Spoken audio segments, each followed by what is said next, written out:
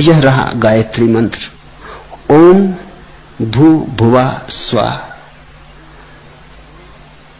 तत्सवितुर वरेण्यम भर्गा देवस्य धीमहि धिया या न प्रचोदयात्। वह परमात्मा सबका रक्षक है।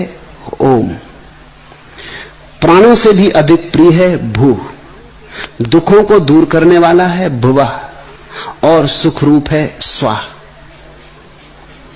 सृष्टि का पैदा करने वाला और चलाने वाला है। सर्व प्रेरक तत्सवितुर और दिव्य गुणयुक्त परमात्मा के दैवस्य उस प्रकाश तेज ज्योति झलक प्राकट या अभिव्यक्ति का जो हमें सर्वाधिक प्रिय है।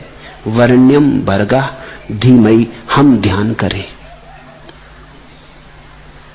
अब इसका तुम दो अर्थ कर सकते हो। धीमहि कि हम उसका विचार करें, ये छोटा अर्थ हुआ खिड़की वाला आकाश। धीमहि हम उसका ध्यान करें, ये बड़ा अर्थ हुआ खिड़की के बाहर पूरा आकाश। मैं तुमसे कहूंगा पहले से शुरू करो, दूसरे पे जाओ। धीमहि में दोनों है। धीमहि तो कि लहर है, पहले शुरू होती खिड़की के भीतर, क्योंकि तुम खिड़की के भीतर खड़े हो। इसलिए अगर तुम पंडितों से पूछोगे तो वो कहेंगे धीमहि का अर्थ होता है विचार करें, चिंतन करें, सोचें। अगर तुम ध्यानी से पूछोगे तो वो कहेगा धीमहि अर्थ सीधा है ध्यान करें। हम उसके साथ एक रूप हो जाएं।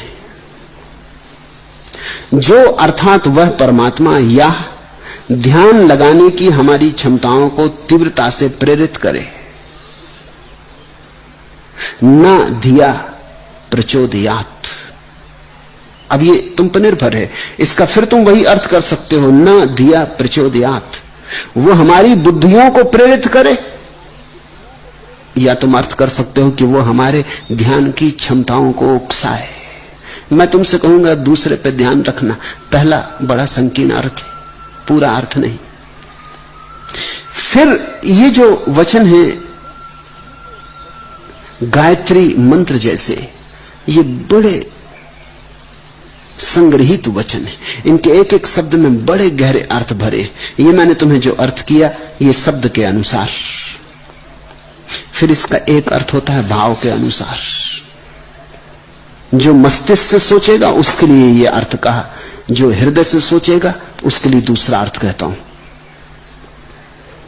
वो जो ज्ञान का पथिक है उसके लिए ये अर्थ कहा, वो जो प्रेम का पथिक है उसके लिए दूसरा अर्थ। वो भी इतना ही सच है। और यही तो संस्कृत की खूबी है, यही अरबी, लैटिन और ग्रीक की खूबी है।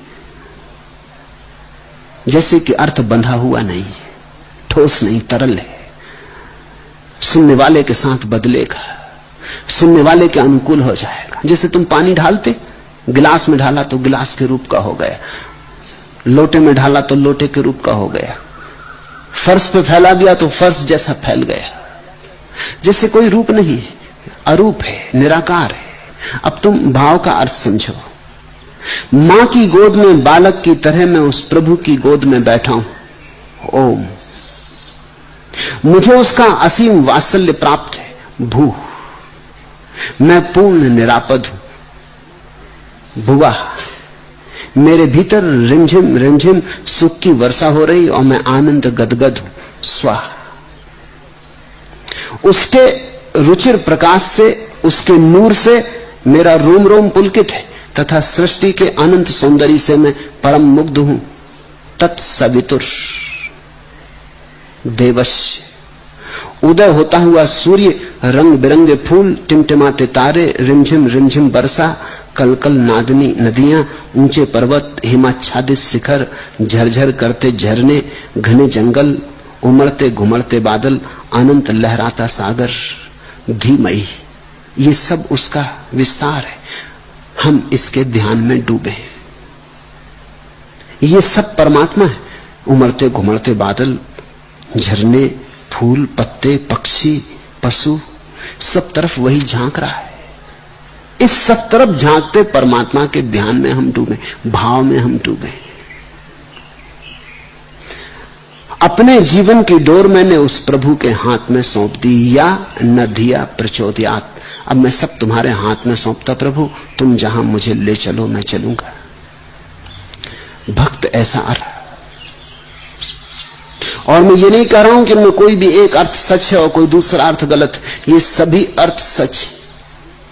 तुम्हारी सीढ़ी पर तुम जहां हो वैसा अर्थ कर लेना, लेकिन एक ख्याल रखना, उससे ऊपर के अर्थ को भूल मत जाना, क्योंकि वहां जाना है, बढ़ना है, यात्रा करनी है।